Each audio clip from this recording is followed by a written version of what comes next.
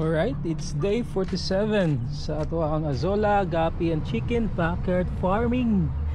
So, another update na nasad sa atong mga binuhi. Gahapon wala nakaulan, nag-ulan pero hinay kaayo or kligsik lang. Okay, so checking, let's check. So buhi pa itong mga binidiha. Dire is buhi, dire na pagyapon buhi pa ng tagduha. Signat na diretso.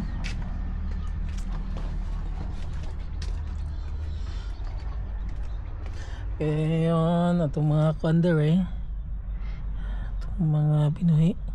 So napaw. Ew, gasang nang ilangoy. Suluol.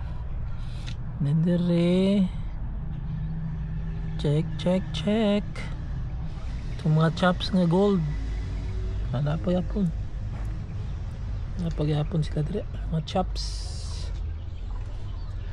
Dire ang mga black. Tuwa kabok nga black nga gagmay ang gibutang dagko na. Gamay nila ko lang. Na stop kadali. Okay. So I think wala na tayo update dire dapit. But kani nga tab na to dire ginakan-an patong ang piso dire na self-service sila kauno nilang mga duckweeds o kasula na to diha. Itong isa ka buok murag yapon no gamay. Mo panay naabot atong isa ka buok na to gibutang. If nag-watch mo sa previous na akong video, isa ka buok nga Azola itong gibutang dire, so muna na karon iba't sa itong nga days itong gibutang niya. Yan dire wat pa wag na ko ani dire kay para may mugdag ko. Mo evolve siya. Kana sila kapatong sila mo ning nahurot na itong mga pearlweed dire. Then ang atong mga chops nga uban still alive. Hurot gyapon kay gina kauna nang kaya 5 lang sila kabuok. See? Wala lang style nila. Tura kaunon gid urot atong mga duckweeds. Tuod na sila, nadumdum na. Para adlock na, ano bitaw? Tagak na nila itong ito. Naguba ang atong pan dire. Dire, alam ko pa nagkuha, ipawag natin sa piso. Ikusog man sila mga on. Then katong gagmay natin dire, still na pagyapon. Mga blacks. Mas tagko ni dire tulo ka buk. Tulo, then pagibutang nga dako.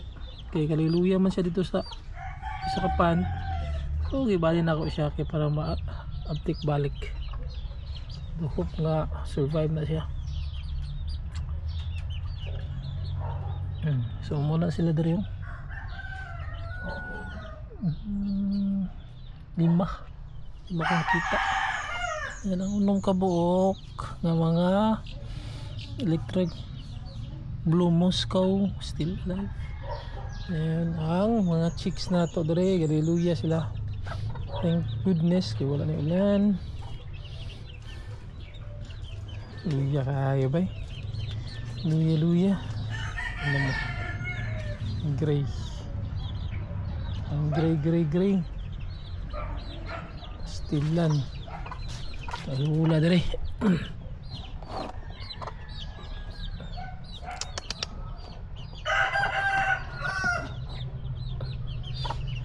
Lawayan. Painit sila. Po, mainitan. Ito mga kuadre. Ang mga black. Ano yung pagka blue?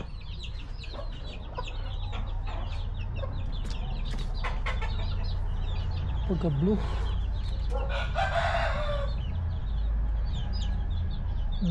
Wala pa man na pregnant ng mga tagkualpod.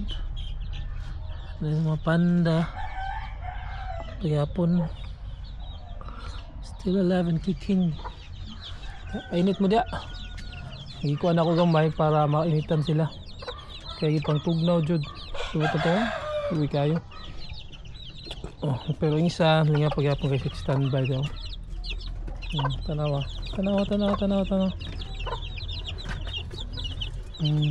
Yapon butangan ako ni sila rice hal. Ninyo kay sila kuan. Kaka. Abi zero na nakoy kuan dala nga duckweed mo nang gandam sila danda. Wala mo koy duckweed oy. Later. Kuan niya total. Dayon ang akong gi-isolate nga galuya. Luya pa kahapon. And then ang Gilmore nga ba pag nakaitlog na iwat buy-buyan kay basin ang bisaya amo breed ang mga tuxedo nugaya pa kay mag-release og fry ning isa eh. Excited na makita sa mga fries. Talisay na to gray. Buyag na. Buyag. Ayan na itong mga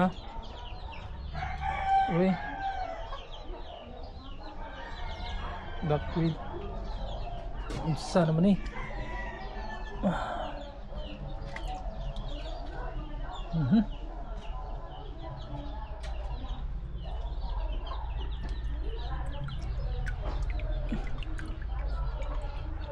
Ay, nakagawas naman siya noon. Solo din mas net. Patong mo sila diyan.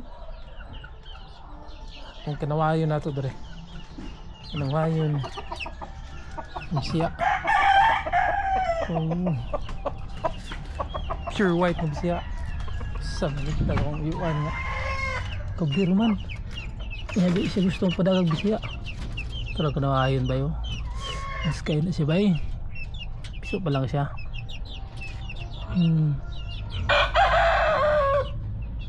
Pula na rin na ako. Pobre na po na ba?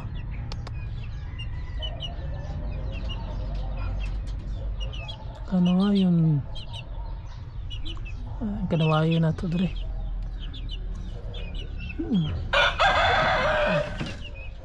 Stay lang na siya nga na. Tara. Yung nga itong talisay.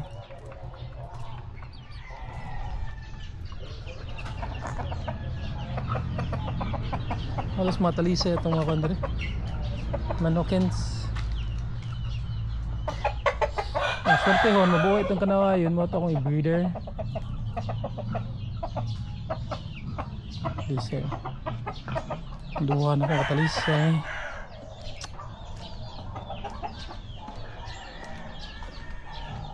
So I think that's all for today's video, guys. If you have any suggestions, you can comment down below.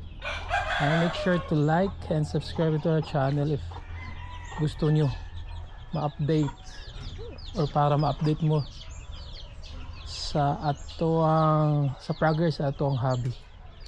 So that's all for today, and thanks for watching, and God bless everyone. Bye bye.